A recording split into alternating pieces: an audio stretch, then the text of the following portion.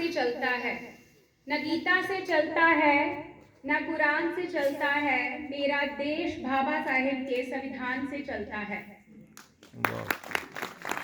जिवें कि असीं सब जानते हाँ, मेरे तो पहला चौधरी सर बोल के गए ने, सुरिंदर सर, की संविधान दिवस जिहड़ा संविधान की जिहड़ी स्थापना की गई वो एक्चुअल में बहुजनां दा, वैसे तो सारे देश के नागरिकों की असली आज़ादी का दिन है।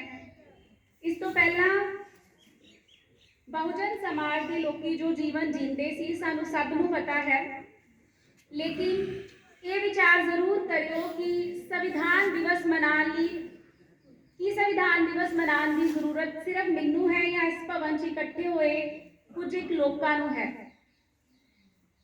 संविधान दिवस की सैलीब्रेशन सिर्फ बहुजन, वो भी स्पैशली ऐसे लोग ही करते हैं। क्यों असी ये प्रश्न अपने आप को नहीं करते कि ਜਿਹੜੀਆਂ पार्टीज या ਜਿਹੜੇ लोग ने, जिन्हें भी मुख्यमंत्री मंत्री जो भी सत्ता च ने, जो संविधान की सौं खाते हैं, कि वो संविधान को बचाने लिए गंभीर हैं? बिल्कुल नहीं हैं। जे सारे ही नागरिक एक्चुअल इस सैलीब्रेशन को अपनान तो मुझे लगता है कि असी असल मायने में देश के सच्चे नागरिक बन सकते हाँ।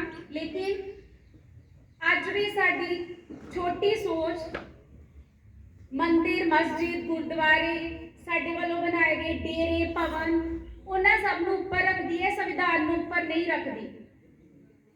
तुसीं अपने आले दुआले च देख सकते हो, एक गां का मसला उपर हो सकता है लेकिन संविधान का नहीं। साडे किन्ने सारे साडे अपने समाज के लोगों ने बहुत सारे जिहड़े हक ने उन्हां दा हनन हो रहा है और असीं किन्ने कुछ जागरूक हाँ।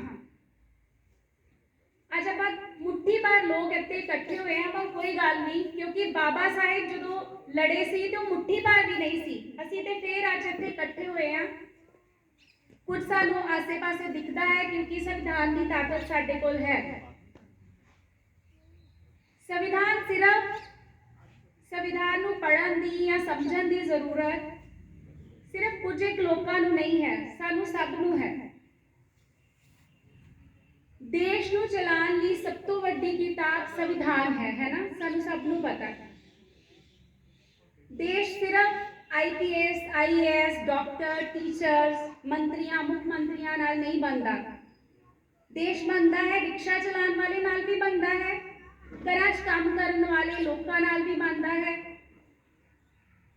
किसानां नाल बनता है, मजदूरां नाल बनता है, साडे सब नाल बनता है जो असीं इत्थे बैठे हाँ।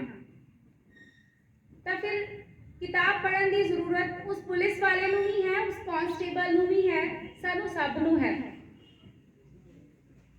इस सैलीब्रेशन नूं समझण ते मनाउण तो बाद जो असीं घरां वल रुख करिए तो एक गल अपने मन अपने आप को हलूना दे के चलिए, खास करके साडियां मातावां औरतां जिहड़ियां इकट्ठियां होईयां ने, क्योंकि जिहड़े गुलामी के प्रतीक त्यौहार असीं मनाते हैं, क्योंकि बाबा साहेब की संविधान की गल चल रही है तो सानू ये जानना बहुत जरूरी है कि असीं कदों जागांगे। घरां विच औरतां दा जागना बहुत जरूरी है। जे संविधान की गल करिए तो असीं दोहरी मापदंडता जिहड़ी लैके चलते हाँ। देखो कुछ भी चाहिए हुंदा है, कुछ भी जरूरत पैंदी है, असीं मंदिर मस्जिद से तो चलो जाते हैं, लेकिन सब तो पहला जो असीं बीमार होंगे असीं जाते हैं हॉस्पिटल च जाते हैं, सुप्रीम कोर्ट च जाते हैं जो सानू कोई भी साडी कोई प्रॉब्लम होंदी है कुछ भी। लेकिन असीं इन्ने मूर्ख लोग हाँ, सब तो पहला असीं घर पाठ पूजा करके जाते हैं जां असीं सुप्रीम कोर्ट गए होंगे हैं जो संविधान की बदौलत है, और जो कुछ जित जाते हैं कुछ मिल जाता है सानू, असीं मूर्खां की तरह उन्हां मनुवादी कर्म कांडां च डुब के फिर तो दरगाह ते जाते हैं, उत्थे चादर चढ़ाने हैं, क्योंकि असीं दोहरी नागरिकता दोहरे मापदंड दोहरी सोच वाले मूर्ख लोग हाँ। असीं सच्चे अंबेडकरवादी नहीं हाँ। जय भीम जय भारत कहना कोई ज़्यादा वड्डी गल नहीं हैगी। मज़ा तां है जे तुसीं सच्चे अंबेडकरवादी हो के सबनों समानता का पाठ पढ़ाते होवो और खुद भी पढ़ते होवो और उहदे उत्ते चलते होवो। मैं तुहानूं तुहाडे डेरियां तुहाडे मंदिरां मस्जिदां च जाण तो मना नहीं कर रही हाँ, पर अपने मन नूं हलूना सोचो कि ਜਿਹੜੇ ਤੁਸੀਂ ਡੇਰੇ ਔਰ ਇਹ ਧਾਰਮਿਕ ਸਥਾਨ ਬਣਾਏ ਹਨ, ਇਹ ਬਾਬਾ ਸਾਹਿਬ ਦੇ ਸੰਵਿਧਾਨ ਦੇ ਕਰਕੇ ਹੈ ਤੁਹਾਡੇ ਕੋਲ ਸਭ ਕੁਝ। ਲੇਕਿਨ ਅਸੀਂ ਇੰਨੀਆਂ ਕੁ ਜਥੇਬੰਦੀਆਂ ਧੜੇ ਬਣਾ ਕੇ ਟੁੱਟੇ ਪਏ ਹਾਂ ਕਿ ਅਸੀਂ ਜਦੋਂ ਬਹੁਤ ਵਾਰੀ ਸੱਦਾ ਦਿੱਤਾ ਜਾਂਦਾ ਹੈ ਤੇ ਕਦੀ ਕਦੀ ਅਸੀਂ ਮਨ ਨੂੰ ਚੇਤਦੇ ਹੀ ਨਹੀਂ ਆ। ਸਾਨੂੰ ਲੱਗਦਾ ਕਿ ਸਾਡਾ ਕਿਹੜਾ ਇਵੈਂਟ ਹੈ, ਔਰ ਕੋਈ ਧਾਰਮਿਕ ਸਥਾਨ ਦਾ ਇਵੈਂਟ ਹੁੰਦਾ ਤੇ मैं बहुत सारे अपने भैन भरा अपने ईवन की अच्छिया जॉब से लगे लोगों को जानती हाँ ਜਿਹੜੇ अपना हर शनिवार अपने उन्होंने धार्मिक स्थानों पर जाके गुजारते हैं, इत्थे नहीं आना चाहते। बुद्ध विहार की स्थापना की गई है, इत्थे साडा बुद्ध विहार है। बुद्ध विहार की स्थापना क्यों की गई है? क्योंकि बाबा साहेब जिसका दिता असी खा रहे हैं, असी बहुत अच्छे कपड़े पहन रहे हैं, बहुत आज़ादी मान रहे हैं, ये सब कुछ उस बंदे का दिता है। लेकिन असी उसके लिए पे बैक टू सोसाइटी नहीं कर रहे हैं, बिल्कुल नहीं कर रहे हैं, समय की भी नहीं कर रहे हैं, पैसे की तो शायद बहुत दूर की गल होएगी कुछ लोगों की। क्यों असी सुते पे हाँ? जागन तो बाद भी असी क्यों नहीं जागना चाहते? मैं इतने अपने ਜਿਹੜੀਆਂ ਸਾਡੇ ਨਿਊ ਮੈਂਬਰਸ ਨਹੀਂ ਕਹਿ ਸਕਦੇ, ਉਹ ਪਹਿਲਾਂ ਵੀ ਅਲੱਗ ਇਵੈਂਟਸ 'ਚ ਜਾਂਦੇ ਨੇ, ਲੇਕਿਨ ਜਿਹੜੀਆਂ ਮੈਨੂੰ ਅੱਜ ਇੱਥੇ ਸਾਡੀਆਂ ਫੀਮੇਲ ਫਰੈਂਡਸ ਮਿਲੀਆਂ, ਉਹਨਾਂ ਨੇ ਕਿਹਾ ਕਿ ਅਸੀਂ ਪਹਿਲਾਂ ਇਹ ਸਾਰੇ ਕਰਮਕਾਂਡ ਕਰਦੇ ਸੀ, ਕਾਫੀ ਹੱਦ ਤੱਕ ਅਸੀਂ ਸੁਣਨ ਤੋਂ ਬਾਅਦ ਛੱਡ ਚੁੱਕੇ ਹਾਂ। ਬਹੁਤ ਚੰਗੀ ਗੱਲ ਹੈ, ਕਿਉਂਕਿ ਕਈ ਲੋਕੀ ਸੁਣਨ ਤੋਂ ਬਾਅਦ ਜਦੋਂ ਅਸੀਂ ਉਹਨਾਂ ਦੀਆਂ ਅੱਖਾਂ ਖੋਲ੍ਹਦੇ ਹਾਂ, ਉਹ ਤਾਂ ਵੀ ਅੰਨੇ ਬਣਨ ਦਾ ਨਾਟਕ ਕਰਦੇ ਨੇ, ਕਿਉਂਕਿ ਉਹ ਮਨੂਵਾਦੀ ਕਰਮਕਾਂਡਾਂ 'ਚ ਨੇ, ਘਰਾਂ 'ਚ ਵਿਆਹ ਹੁੰਦੇ ਨੇ। ਤੁਸੀਂ सब अपने अंदर झात मार के देखो कि हजे भी असी इन्होंने कर्म कांडा क्यों डुबे पे हाँ। असी उस बाबा साहेब का खा रहे हाँ और पे बैक टू सोसाइटी बिल्कुल जीरो है साडा, बिल्कुल। इस करके औरतों की शमूलीयत बहुत ज़रूरी है। जिन्हें भी मेरे भरा इकट्ठे हुए ने, प्लीज़ अपने घर दियाँ औरतों नाल जरूर लिया करो। और एक औरत ही है जो इस गुलामी को दूर कर सकती है, क्योंकि बाबा साहेब ने देश की हर औरत को बहुत कुछ दिता है, तो असी नमक हराम ना करिए। उन्होंने दिता होया थोड़ा जिहा असी अपने मनां नूं सुचेत करिए, और जिहड़े अडंबरां च असी डुबे पे हाँ, उन्हां तो बाहर निकलिए। किसी ने बहुत खूब कहा है कि जे असी संविधान की किताब बचा लवांगे तो असी लाइब्रेरी दियाँ वो सारिया किताबां बचा लांगे जो उत्थे पईयां हन, असी अपने बच्चों के हत्थां विच पढ़न दियां किताबां बचा लांगे, असी गिरजा घरां, मंदिरां, मस्जिदां, गुरुद्वारियां च पए हुए बाइबल, गीता, कुरान भी बचा लांगे। लेकिन सब तो ज़रूरी है संविधान नूं बचाना। संविधान खतरे च क्यों है? बहुत चंगी तरह पता है, क्योंकि राजनीति च साडा कुछ ज़्यादा हिस्सा नहीं है, वोट असी वेच दिंदे हाँ, और पता नहीं कितने बैठे हुए हैं हजे भी।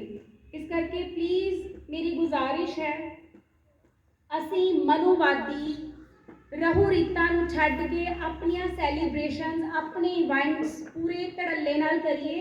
और बाबा साहेब जो साडा रिपब्लिक डे है, गणतंत्र दिवस है, असी अपनी दीपमाला जिहड़ियां करदे हां इन्हां दिनां दे विच असी पूरी तरह नाल समर्पित हो के चलिए। तुसीं ਮੰਨਦੇ ਹੋ ਕਿਸੇ ਭਗਵਾਨ ਨੂੰ, ਕੋਈ ਗੱਲ ਨਹੀਂ, ਲੇਕਿਨ ਉਸ ਤੋਂ ਪਹਿਲਾਂ ਜਿਸ ਭਗਵਾਨ ਨੇ ਤੁਹਾਨੂੰ ਉਸ ਭਗਵਾਨ ਨੂੰ ਮੰਨਣ ਦਾ ਹੱਕ ਦਿੱਤਾ ਹੈ, ਉਹਦੇ ਘਰ ਬਣਾਉਣ ਦਾ ਹੱਕ ਦਿੱਤਾ ਹੈ, ਕਿਰਪਾ ਕਰਕੇ ਉਹਨੂੰ ਨਾ ਭੁੱਲੋ। ਮੇਰੀ ਤੁਹਾਡੇ ਅੱਗੇ ਰਿਕੁਐਸਟ ਹੈ, ਜੇ ਤੁਸੀਂ ਅੱਜ ਇਸ ਇਵੈਂਟ 'ਚ ਜੁੜੇ ਹੋ, ਬਾਕੀ ਰਜਿਸਟਰਡ ਮਿਸ਼ਨ ਗੁਰਦਾਸਪੁਰ ਜਿਹੜਾ ਬਾਬਾ ਸਾਹਿਬ ਅੰਬੇਦਕਰ ਦੇ ਚੱਲਦਾ ਹੈ, ਸਾਰੇ ਦੇ ਸਾਰੇ ਪਲੀਜ਼ ਜਿੰਨੀਆਂ ਵੀ ਜਥੇਬੰਦੀਆਂ, ਜੇ ਤੁਸੀਂ ਹੌਲੀ ਹੌਲੀ ਜਿੱਥੇ ਵੀ ਪੁੱਜਦੇ ਹੋ ਜਾਣਦੇ ਹੋ, ਉਹਨਾਂ ਨੂੰ ਕਹੋ कि एक झंडे और डंडे थले आन और अपने आप को बिल्कुल समर्पित करके चलना। इस दे नाल ही मैं अपनी गल इत्थे खत्म करांगी, पर मैं चाहांगी जरूर जिन्हां दे घरां विच संविधान की किताब नहीं है वो जरूर खड़न, और बाबा साहेब की किताब दे नाल नाल, बाबा साहेब दी किताबां पढ़न दे नाल नाल उन्हां दी फोटो भी तुहाडे घर च होनी जरूरी है। अपने रहबरां नूं ना भुल्लो। इस दे नाल ही एक लास्ट गल कि बाबा साहेब ने बुद्ध धर्म क्यों अपनाया सी, इस गल नूं भी सोचो। बाबा साहेब बुद्ध धर्म वाल गए और वो कह के गए सी कि मैं इस देश नूं बुद्धमई देश देखना चाहता हाँ। वो इस करके कह के गए क्योंकि सिर्फ बुद्ध के धर्म ने एक जात रहित धर्म जिहड़ा सी बुद्ध ने चलाया, और बाबा साहेब इससे उस धर्म नूं अपना के गए।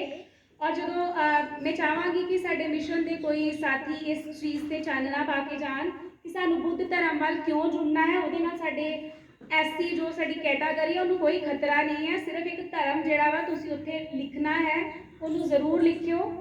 ਔਰ ਇਸ ਦੇ ਨਾਲ ਹੀ ਮੈਂ ਵਿਰਾਮ ਦੇਵਾਂਗੀ ਆਪਣੀਆਂ ਗੱਲਾਂ ਨੂੰ। जय भीम, जय भारत। और लास्ट गल, बुद्ध धर्म की क्या पहचान, मानव मानव एक समान।